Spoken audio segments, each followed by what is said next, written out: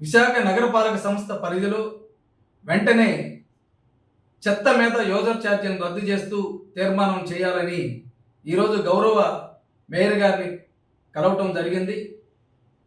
త్వరలోనే కౌన్సిల్ సమావేశం ఏర్పాటు చేసి ఈ ఎజెండాని ప్రత్యేకంగా తీసుకొని చెత్త మీద యూజర్ ఛార్జీలను రద్దు చేస్తూ తీర్మానం చేయాలని కోరటం జరిగింది.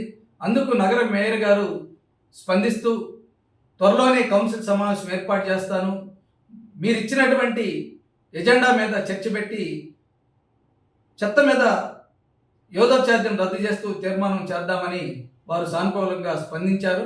అందువల్ల విశాఖ నగరంలో ఉండేటటువంటి ప్రజలు ఏ ఒక్కరు కూడా చెత్త మీద యూజర్ ఛార్జీలు చెల్లించొద్దని సిపిఎం పార్టీగా మేము విజ్ఞప్తి చేస్తూ ఉన్నాము.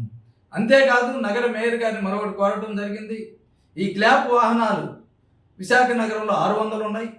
అవి ప్రైవేటు ఒక బడా కాంట్రాక్టర్ దగ్గర నుంచి అక్రమంగా అన్యాయంగా దానితో ఒప్పందం చేసుకోవటం జరిగింది. నెలకి ఒక్కొక్క వాహనానికి 65,000 రూపాయల చొప్పున మున్సిపల్ కార్పొరేషన్ చెల్లించేలాగా ఒక అక్రమ ఒప్పందం గతంలో జగన్మోహన్ రెడ్డి గారు చేయటం జరిగింది. ఒక్కొక్క వాహనం ఖరీదే 5,50,000.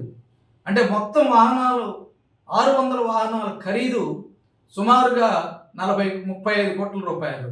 కానీ ఇప్పటి వరకు గడిచిన 3 ఏళ్లలో విశాఖపట్నం మున్సిపల్ కార్పొరేషన్ ఆ కాంట్రాక్టర్కి 150 కోట్ల రూపాయలు చెల్లించడం జరిగింది. అందువలన 3 రెట్లు అదనంగా ఆ కాంట్రాక్టర్కి మనం చెల్లించాం. అందువలన జీవీఎంసీ తక్షణమే 600 క్లాప్ వాహనాల్ని స్వాధీనం చేసుకోవాలని కూడా కోరటం జరిగింది.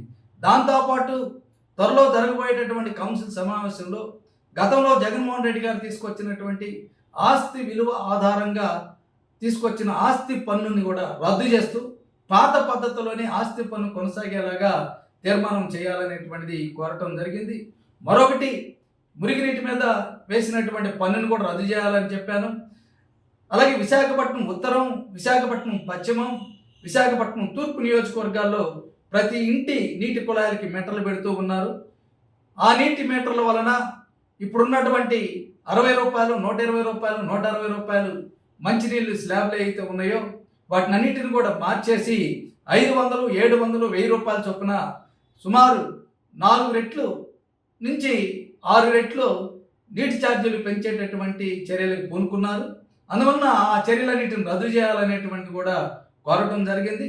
అందువల్ల వీటన్నిటి మీద మున్సిపల్ కార్పొరేషన్లో చర్చించి ప్రజలకి వ్యతిరేకమైనటువంటి ఈ యొక్క నిర్ణయాలన్నిటిని కూడా రద్దు చేస్తూ తీర్మానం చేయాలని సిపిఎం పార్టీగా డిమాండ్ చేశాను. అలాగే ఆంధ్రప్రదేశ్ మున్సిపల్ కార్పొరేషన్ చట్టం 1955 సెక్షన్ 88 కింద ప్రత్యేకంగా ఎజెండా నమోదు చేయాలనేటువంటిది కూడా గౌరవ మేయర్ గారికి లెటరు ఇవ్వటం జరిగింది. నేను ప్రతిపాదన చేసినటువంటి ఈ ఎజెండాకి ఈ నగరంలో ఉండేటటువంటి 98 మంది కార్పొరేటర్లు, వైసీపీ వారు, తెలుగుదేశం వాళ్ళు, జనసేన వాళ్ళు, బీజేపీ వాళ్ళు వీళ్ళందరూ కూడా మద్దతు ఇవ్వాలని కోరుతూ ఉన్నాను.